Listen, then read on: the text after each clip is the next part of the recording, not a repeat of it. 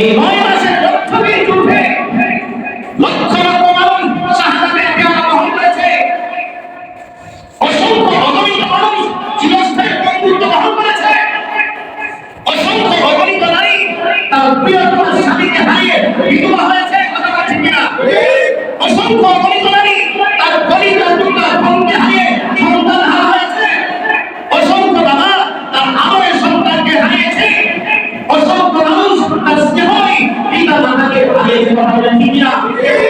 এরপরে আল্লাহ রাব্বুল আলামিন বাবার জনগণের উপর রহমতের দৃষ্টিতে তাকিয়েছে, ফলে আমরা স্বাধীনতা অর্জন করতে পেরেছি, লাল সবুজের একটা পতাকা পেয়েছি, পৃথিবীর মানচিত্রে বাংলাদেশ নামে স্বাধীন সার্বভৌমত্ব প্রতিষ্ঠিত হয়েছে, কথা বলছেন কিনা? কিসের বিনিময়ে? সাগর রক্তের বিনিময়ে আমরা বাংলার স্বাধীনতা পেয়েছি, কথা বলছেন কিনা?